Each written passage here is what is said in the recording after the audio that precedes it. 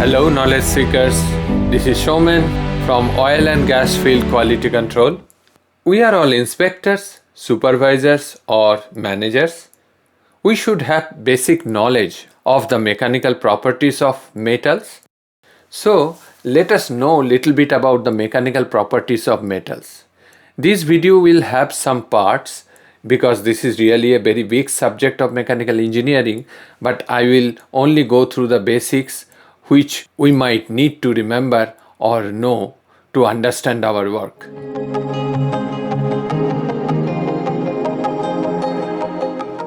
The mechanical properties of a metals determine the range of usefulness of metals and establish the service that can be expected.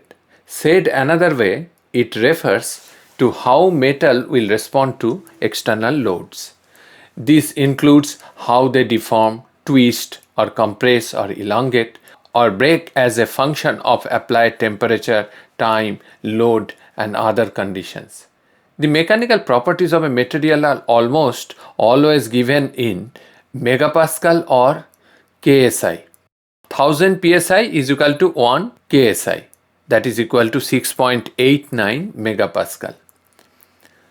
Highlight of this video will be the mechanical properties, basic properties. Let's say hardness, which is resistance to abrasion or indentation, toughness or resilience, measure of how metal absorbs energy, ductility, measures of the ability to deform plastically without fracture, strength, offset yield, proof, fracture, yield, ultimate, all these are strength of material measured as stress, stiffness, Young's modulus or elastic modulus.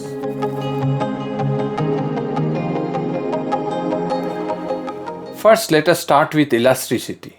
When external forces are applied on a body, the external forces tend to deform the body while the molecular forces acting between the molecules offer resistance to deformation.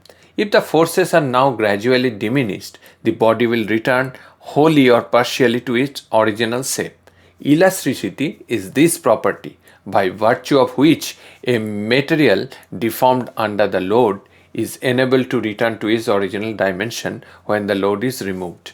Steel, aluminium, copper, etc. may be considered perfectly elastic within certain limit.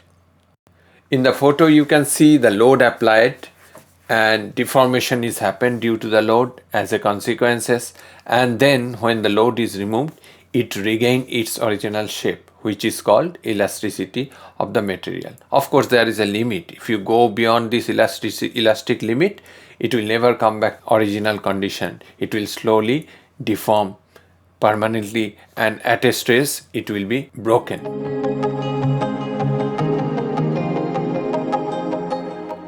Plasticity. It is opposite to elasticity. It is a property that enables the material the formation of a permanent deformation in a material. That means in a plastic material, if you apply load, it will be very easily deformed. So we can say the material is very plastic, whereas the elasticity of this material is almost negative or nil. A plastic material will return exactly to its shape takes under the load even after the load is removed. During plastic deformation, there is a displacement of atoms within the metallic grains and consequently the shapes of the metallic components change. Gold and lead are highly plastic material. Application of plasticity, you can say the image on the coin or ornaments, there is an impression of design on the ornaments. This is using the plasticity of a metal.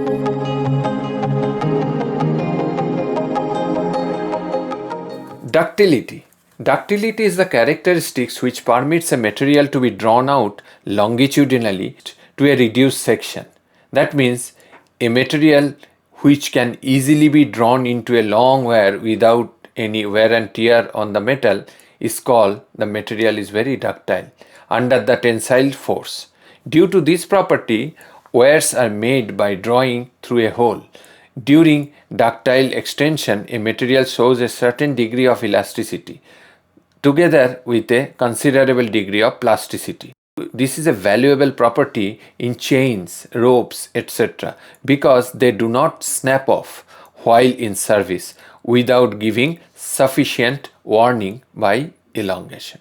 So, ductile material can be drawn into wear. Just simply remind this, then it will be easy for you to remember. Copper material is an example of ductile material. It can be drawn through copper wire, and copper wire is universally used by us, so you know.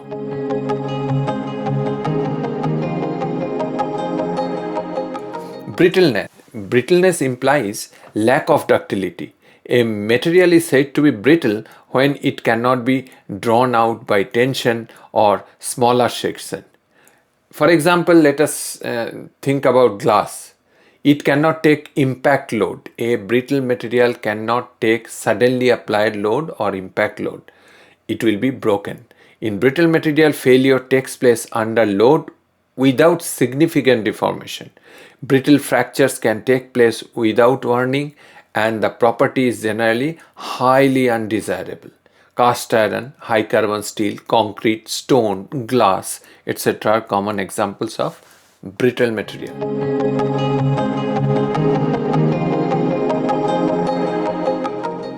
Malleability. It is a property of a material which permits the material to be extended in all directions without rupture. A malleable material possesses a high degree of plasticity but not necessarily great strength. The property is utilized in many operations such as forging, hot rolling, drop stamping, etc. This is engineering terms, but to understand malleability, you can see the goldsmith hammering the gold repeatedly to make it a very thin thickness. The gold spreads in all directions, and it can be make it like a foil, gold foil with less than a millimeter thickness. So gold is highly malleable material. Gold, silver, copper, aluminium, lead, zinc, etc. are common examples of malleable material.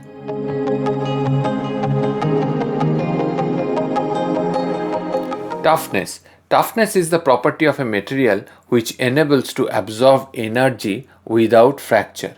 This property is very desirable in components subjected to cyclic or shock loading.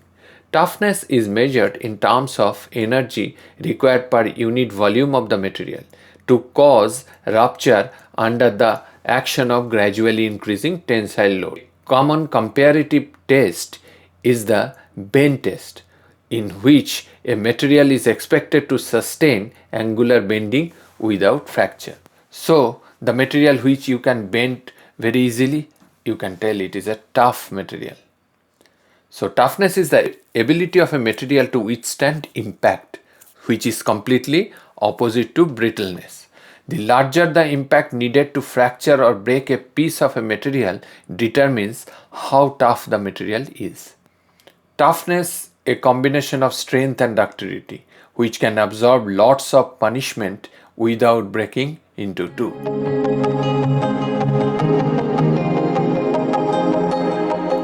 Hardness. Hardness is the ability of a material to resist indentation or surface abrasion.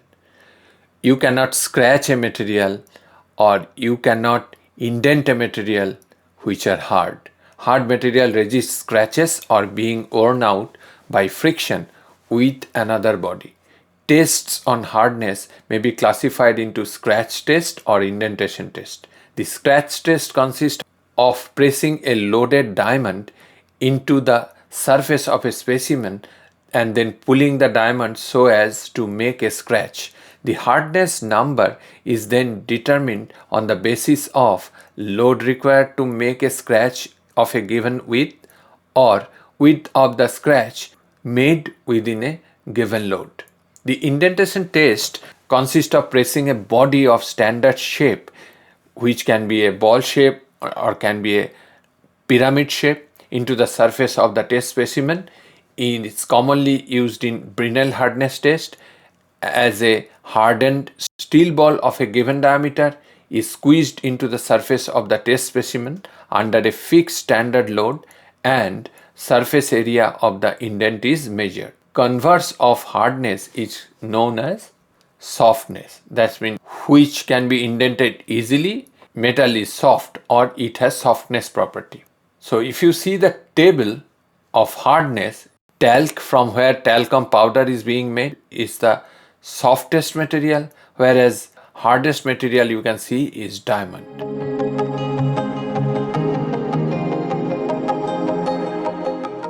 Strength. Strength is the ability of a material to sustain loads without failure. It refers to the stress up to which the body obeys the Hooke's law. It is load per unit area. So through the strength, a bridge can maintain its structure for many years of use. There are two types of strength basically. Yield strength, it refers to the strength beyond which it exhibits plasticity, and ultimate strength, it refers to the strength at which the material breaks or fractures. So these are the basic properties of a material which I tried to explain in a very brief manner. Hope you like this. Please share and subscribe, and don't forget to put like on my video. Signing off, Showman.